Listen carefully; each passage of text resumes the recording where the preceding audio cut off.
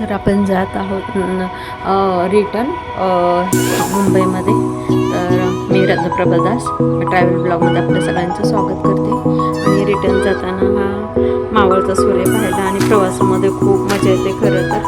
आणि हा मिसिंग लिंकचं ना मला गेल्या वेळेस रात्री दाखवलं, पण इतकं काही व्यवस्थित नाही मला म्हणजे शूट करता आलं. पण यावेळेस मला म्हणजे सकाळचं पण शूट खूप छान झालं आणि संध्याकाळचं पण खूप शूट छान झालं. संध्याकाळी पण येताना आम्ही 1 तास लागला असेल पुण्यातून इथं यायला मिसिंग लिंकपर्यंत. आणि हा मस्त हायवेवरती आपलं छान गप्पा मी आणि रंजितच होतो, विरा काही नव्हती आलेली.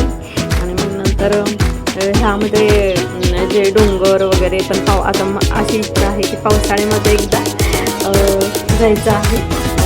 म्हणजे पावसाळ्यात अजून जास्त मस्त वाहणारे धबधबे, पडणारं ते डोंगरावरून पाणी इतकं सुंदर दिसतं का विचारायला नको. पावसाळ्यामध्ये पण एकदाच का होईना प्रवास लोणावळ्यातनं व्हायलाच पाहिजे पुण्यापर्यंत, म्हणजे मुंबई ते पुणे करायलाच पाहिजे.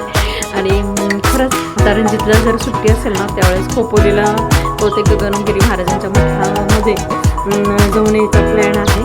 तर मग त्यावेळेस मग जाईल. आणि तुम्हाला हा प्रवास कसा वाटतो, काय वाटतो ते सांगा. आणि आता आपण आलो मिसिंग लिंकच्या जवळ.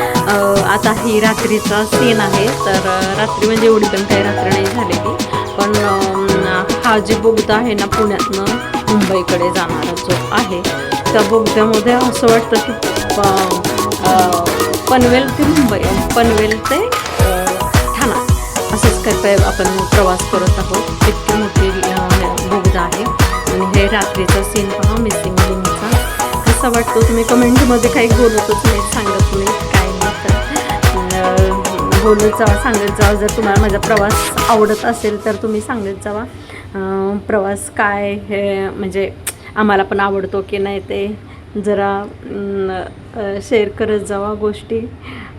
मला पण छान वाटेल, कारण मी आता हा दुसरा हे काढलेला आहे, चॅनल काढलेलं आहे रत्नप्रभा दास ट्रॅव्हल ब्लॉगचं.